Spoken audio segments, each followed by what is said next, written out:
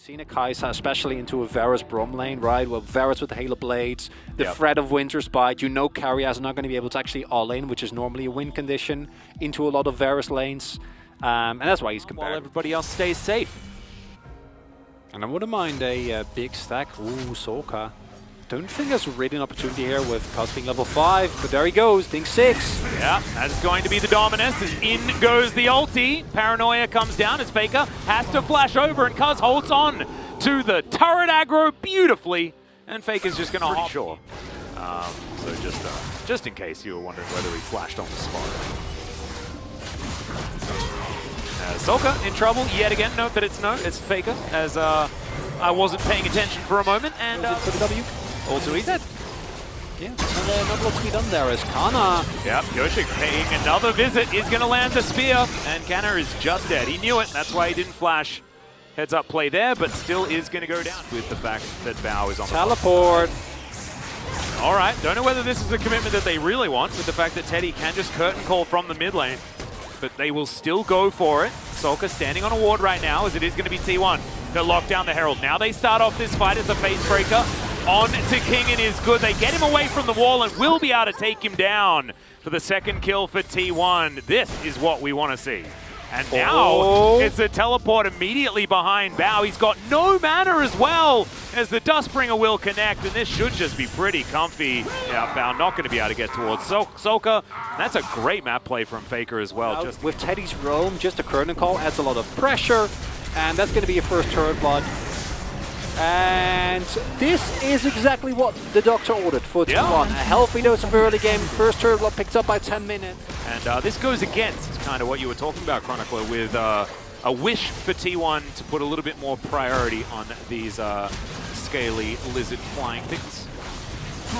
I still think I'll take it because honestly, you have the objective. 나 보태 되고 얘 Immediately 풀패를. recognize that. 나 이거 Back 나만 off. 테리야 1대1. You're going to be in a much better spot. Well, we're looking at Soka getting dove here towards the bottom side of the map. Faker is going to be able to get out of turret range, and Becca not going to be enough to stop him as Cuzz just takes the last possible turret. Wanting to go for it and Canna giving as much respect over as possible as Pyosik might find Teddy. Spear is going to connect, and this should be the kill.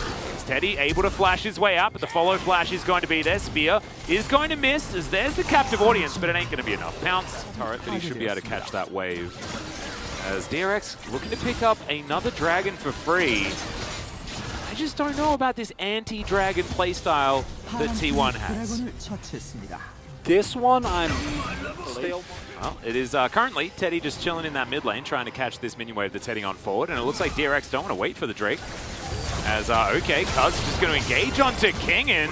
Some needlework comes down as Canna looking for it. Does manage to get in there as Faker. There to follow up, and Teddy dashing on forward, able to get these autos working. Bao's already dead. Soka's been taken down, and this is the T1 we've been looking for. There's the curtains, and my goodness, Teddy is angry after these last few games. That's going to be the long range as he takes down Kingen. The Drake is going to follow suit, and T1. And as T1, need to be a little bit mindful, okay? Even though the hard engage is made, there's paranoia. Teleport to come in from Kingen to try and defend this inner turret is going to do so, but getting that teleport off both of the solo laners is very important. The last teleport from Soka was towards the Baron because, of course, no vision available for DRX as in goes Faker. Solar Flare doesn't find too much joy as there is the Chains of Corruption. Soka trying to get on forward, but there's no follow-up. And now Soka going to get stunned up. The Deadly Flourish doing work as Becca. Okay, you got to keep that door up in front of your Croc. It's not a plan with We're a lot of longevity. We're out of weapons, quick. We need to get something going. Oh, that's bleak. That is very bleak. It is. As, okay, speaking of which, Faker going on in here as Solar Flare doesn't get too much work done as Faker's staying alive for so long. Bao's in trouble. The Haymaker will do it. Faker eventually falls down, but it kind of feels like he's done his job. Soka going to be taken out of this one as well. So far, it's going to be a pretty even trade. Both solo lanes, though, dead, and it's Bao that's dead instead of Kingen. So what can Teddy do to answer this one?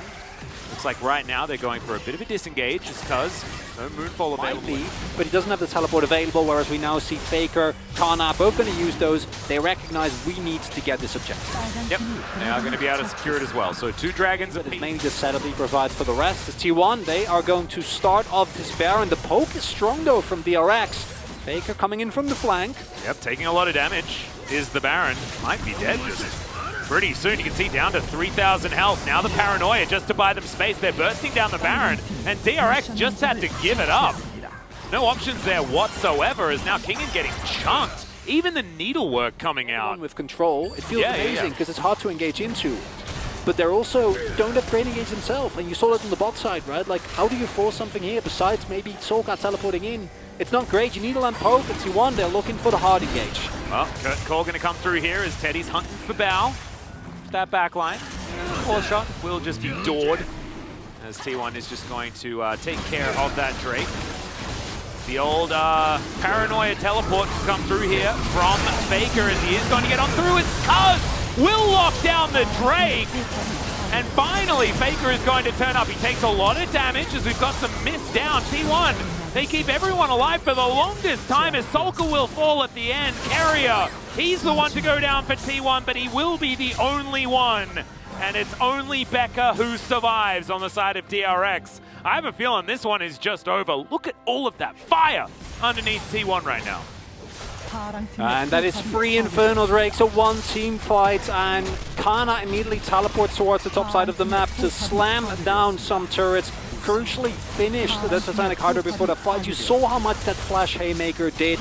Yeah. And it's Faker coming in from the back as well. T1 looking like the T1 we saw against Damwon Kia, and that then strictly disappeared for a couple of matches. But here again, this first game against DRX, they are finally back. Yeah, really great stuff. Congratulations to T1 taking down DRX in game number 1. They need to keep that up, keep this momentum moving forward because